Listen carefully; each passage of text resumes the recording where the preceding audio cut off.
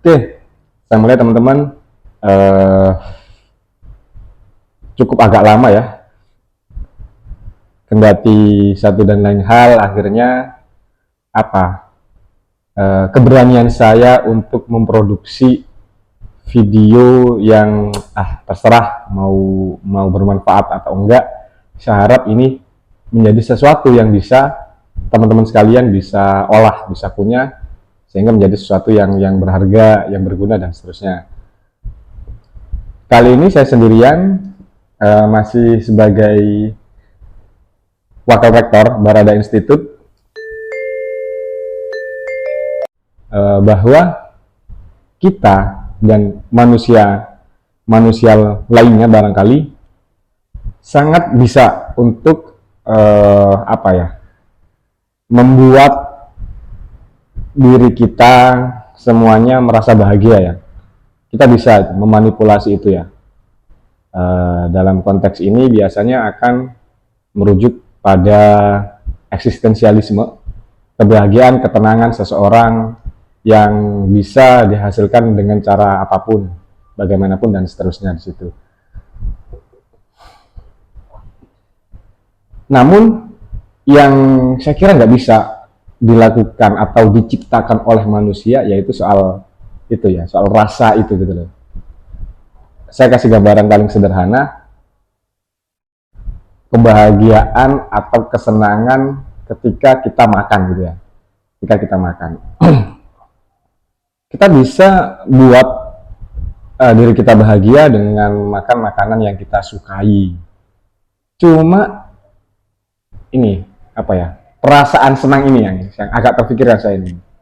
Perasaan senang yang ada dalam hati kita, ada dalam perasaan kita. Ini sifatnya transenden ya, sesuatu yang mungkin barangkali saya nggak bisa pecahkan secara rasional itu bagaimana sebabnya.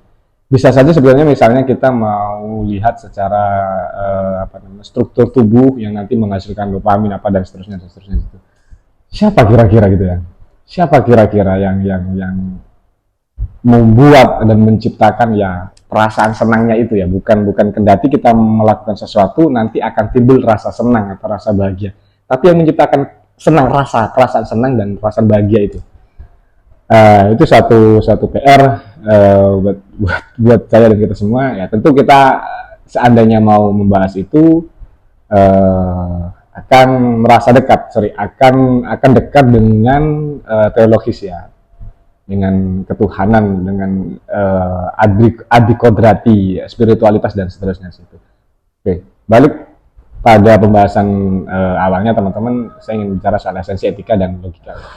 Kita mulai dari esensi etika ya. Saya kira esensi dari etika itu balik pada terminologi dari si etika ini sendiri dibuat gitu ya. Si etika ini sendiri dibuat. Kalau kita lihat secara gambaran umum, apa itu yang dimaksud dengan etika? Barangkali ada moral dan seterusnya dan seterusnya. Ketika orang lain melakukan sesuatu yang beretika, tentu cuma beretika ini sehingga ada keterangan di situ sengaja dilakukan sesuai dengan apa itu etika. Hanya kita akan mecah parameter etika. Apa sih etika itu sendiri ya? Gitu ya. Saya kira etika itu apa ya, suatu produk logika juga gitu ya, yang yang taat pada etika gitu, yang taat pada etika gitu ya. Atau misalnya kita mau spesifikkan lagi, barangkali nanti akan ada tanda panah etika, sesuatu yang sangat tidak mungkin menabrak, bertentangan dengan hak asasi gitu ya, hak asasi orang lain gitu ya. Jadi barangkali eh, apapun yang nanti tidak boleh bertentangan, apapun dalam tanda kurung, baik sikap, perilaku, intervensi dan seterusnya yang tidak boleh melanggar hak asasi orang lain, baik itu melukai, mencederai, merugikan dan seterusnya itu. Jadi ada sebuah batasan, larangan ya, dari si etika sendiri. Cuma begini, apakah manusia ketika atau kita ketika sudah tidak melanggar. Nah itu tadi ya, norma atau etika-etika itu sudah dianggap sebagai manusia beretika gitu. Apakah dalam parameter etika sendiri itu ada suatu keharusan juga gitu. Jadi kita nggak hanya diatur, jadi kita tidak hanya dilarang untuk tidak melanggar hak asasi orang lain, merugikan, melukai, mencederai dan seterusnya, tapi juga ada keharusan untuk begini gitu ya. Nah, mungkin ketika sudah ada, kita ngomong aturan, aturan itu kan biasanya hanya ada dua hal ya, dua hal. Jadi larangan dan keharusan gitu. Itu aturan. Jadi apa ya? Seolah lagi aturan itu memang sifatnya mengatur sehingga kita akan selalu berada di term aturan itu sendiri gitu. Jadi ada dua rel ya, semacam ada dua garis di situ, kanan kiri gitu ya, atas bawah dan seterusnya. Mungkin atasnya kita tidak boleh melukai orang lain, bawahnya juga kita harus begini-begini. Nah itu barangkali yang batas bawahnya ini gitu ya, terbalik ya barangkali. Yang bawah itu kita tidak boleh, batas paling bawah dari parameter etika kita tidak boleh merugikan, melukai, mencederai orang lain. Batas atasnya kita membantu, menolong, ya kita membantu menolong orang lain dan seterusnya ya. Jadi ada suatu keharusan ketika kita beretika itu, tidak hanya sekedar kita tidak melakukan melukai orang lain, tapi harus menolong, mencintai, membantu dan seterusnya. Variabel-variabel positif itu barangkali di situ. Nah, ketika terjadi seperti itu, sehingga suatu sosiokultur masyarakat akan tercipta suatu keharmonisan sendiri, gitu ya. Nah, yang barangkali dalam perspektif kebudayaan, ketika kita melakukan sesuatu yang sifatnya itu tadi ya positif ya, menolong, membantu, biasa dikenal barangkali dengan istilah sopan santun gitu ya, tata krama dan seterusnya dan seterusnya. Saya kasih gambaran sedikit barangkali sopan santun atau tata krama ketika kita berbicara pada orang yang lebih tua gitu ya. Kita harus gini,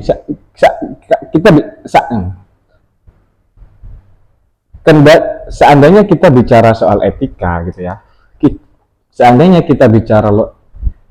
kita bicara etika, kita sebagai orang yang lebih muda gitu, tidak mencemooh, tidak berbicara kasar, tidak tidak melukai, tidak membuat tersinggung orang tua dan seterusnya, itu sudah beretika. Tapi ketika kita berbicara dengan nada rendah, terus punya tata bahasa yang santun, punya bahasa tubuh juga yang merendah, segala macam yang sudah diaturkan dalam setiap tata krama. Nah itu barangkali sudah batas bawah dari batas atas dari etika, sehingga nah itu tentu sudah sangat beretika begitu ya. Oke, itu gambaran satu mengenai etika. Saya kira seandainya teman-teman berpendapat lain barangkali atau menyangga, mengkritis dan seterusnya, bisa teman-teman komen, tulis di kolom komentar ya, nanti kita diskusi lagi. Berikutnya begini, bisa nggak kira-kira etika diterapkan pada orang-orang yang tidak punya logika? Jadi ada term sendiri, biasanya di filsafat timur ya, atau di pendekatan secara teologis atau juga kebudayaan yang erat dengan nilai, itu etika nomor satu ya. Saya juga sangat setuju di situ ya. Nanti soal logika bisa kita susul dan seterusnya di situ ya. Saya juga sangat setuju. Itu yang menjadi kekayaan dari kebudayaan kita ya di situ ya. Tata krama, sopan santun itu nomor satu gitu. Barangkali begini, karena sangat tidak mungkin segala sesuatu itu tidak bisa dilihat dari dua sisi ya, plus minus atau hitam putih dan seterusnya di situ. Yang coba saya lihat pada barangkali atau perspektif begitu gitu ya, kita dari kecil diarahkan menjadi orang yang beretika dan seterusnya gitu. Sehingga pada usia atau tahap tertentu, ketika kita punya pengetahuan atau logika yang berbeda dengan aturan-aturan etika ini, nah itu biasanya akan terjadi suatu apa istilahnya ya, suatu kedilemaan sehingga kita mengalami kerancuan. Kita akan menimbang ini benar salah dan seterusnya, sehingga idealis si etika sendiri ini bisa bongkar sebab pengetahuan yang berubah ya. Sehingga barangkali ya idealitas dari etika ini mesti kita awali ya barangkali ya idealitasnya ya dengan logika gitu. Kita tahu betul kita beretika itu bukan sebab template ya atau schedule yang sudah dipampang di spanduk di poster-poster atau yang sering diucapkan oleh para tokoh, para orang tua dan seterusnya.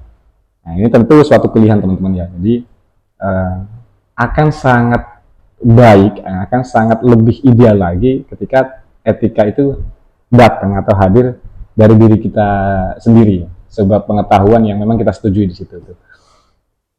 Jadi kenapa begitu? Saya coba lihat etika secara historisnya, gitu kan. Kita berandai-andai saja hidup di suatu era yang dimana pengetahuan itu belum hadir ya, belum datang. Sebelah kita di fase primitif, yang baik logika dan etika. Kok jangankan etika gini, jangankan etika, logika itu tidak ada gitu loh. Kan karena kan tentu ya etika itu menjadi suatu produk dari logika. Tentu tidak hanya logika tapi juga hati ya atau begini.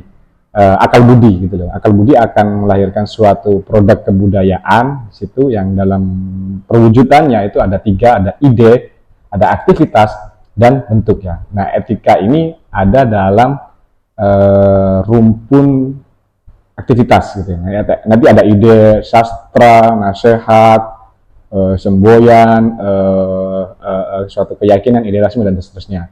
Aktivitas ada ya sopan santun, tata krama, termasuk nanti akan dibagi lagi aktivitas yang bentuknya kesenian, kebudayaan, apa dan seterusnya. Nanti bentuk perwujudan secara bentuk ada relief, ada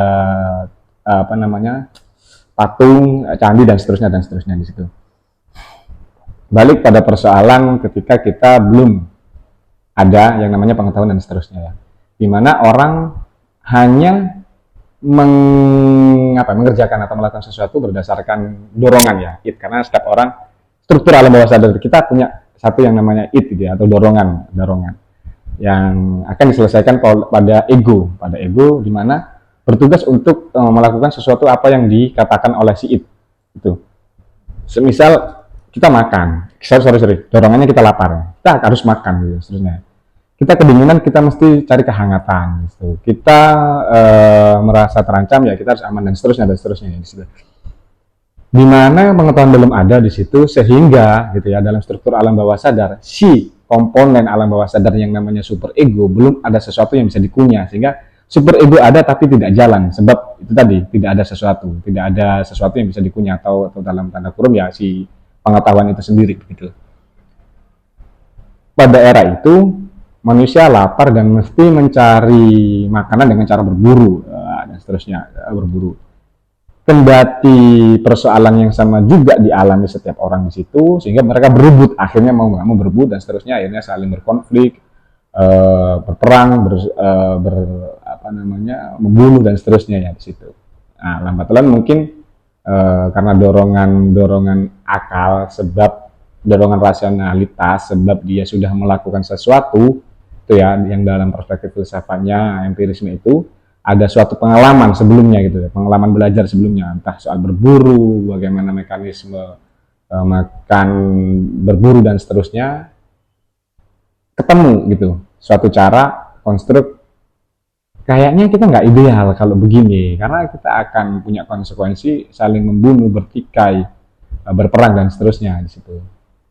Yuk kita bagi aja misalnya itu suatu kendati aturan pertama ya, hasil dari peradaban pertama gitu. Atau kita bawa aja deh binatang-binatang itu gitu kan, dalam suatu konstruk atau mekanisme berternak di situ dan seterusnya ya. Itu gambaran kecil aja di mana nanti produk akal diciptakan ya.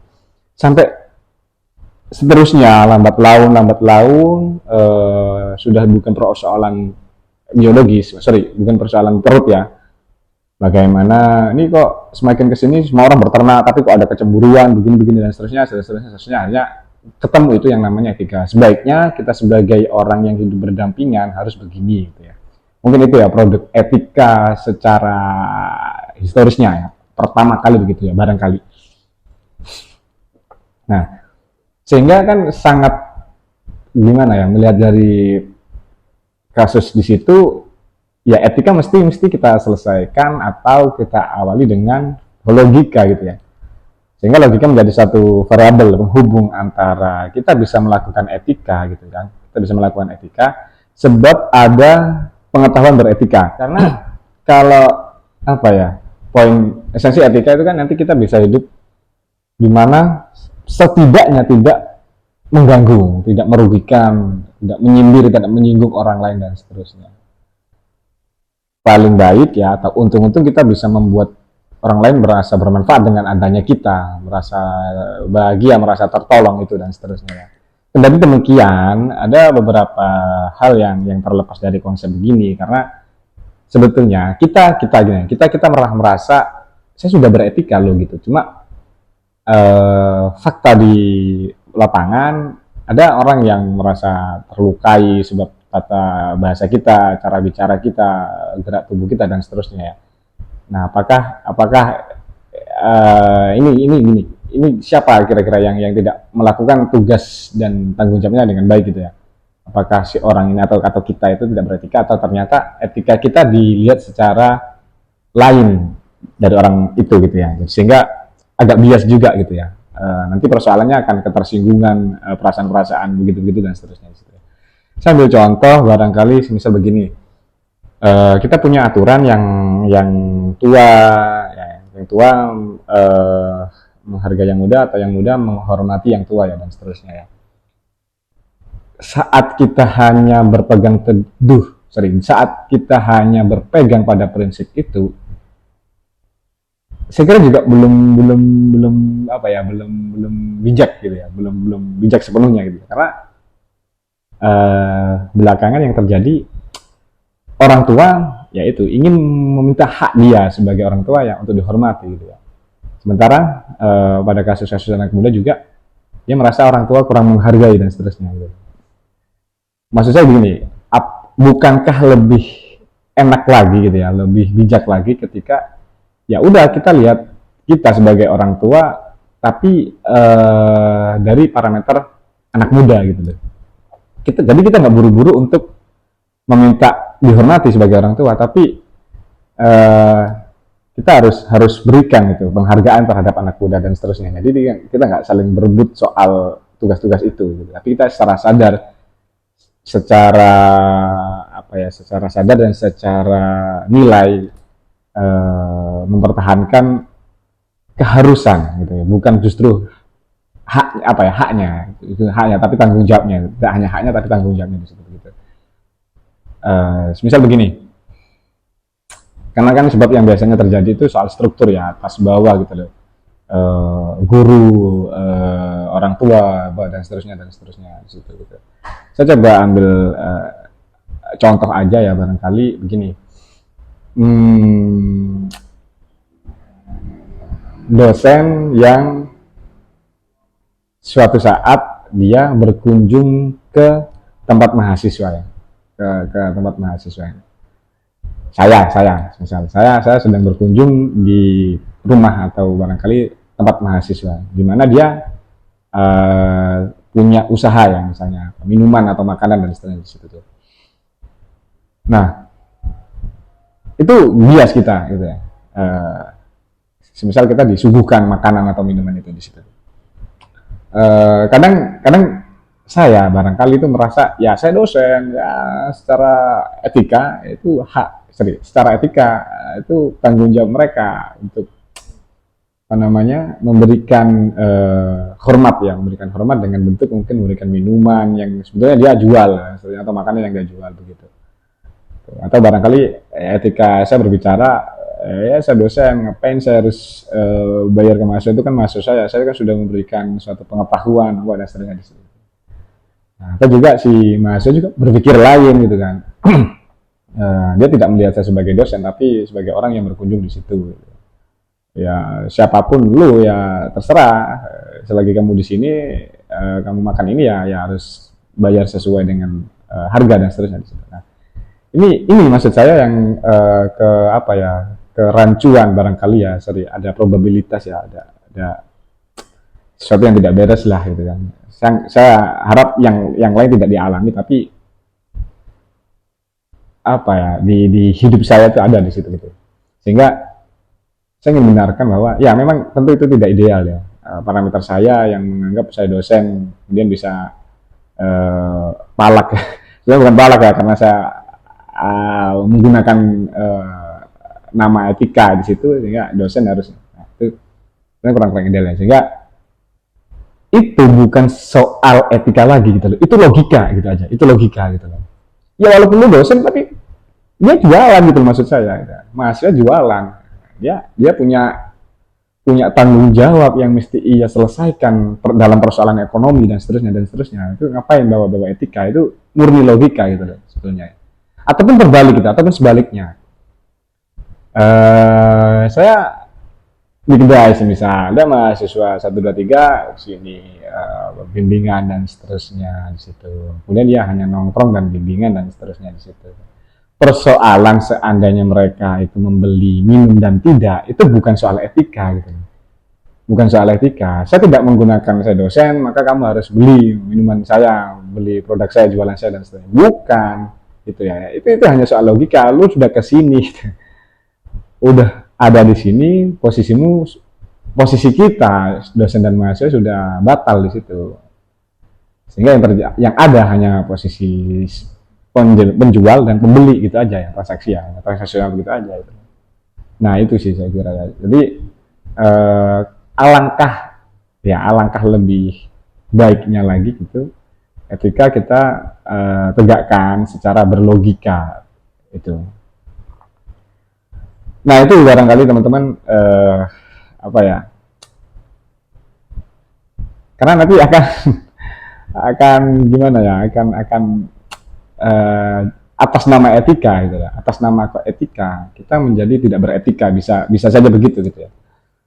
Oke, itu saja, sampai ketemu di lain waktu teman-teman.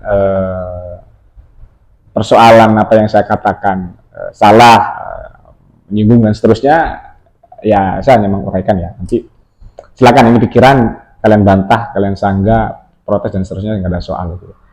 Oke, sampai ketemu lagi di Barada Institute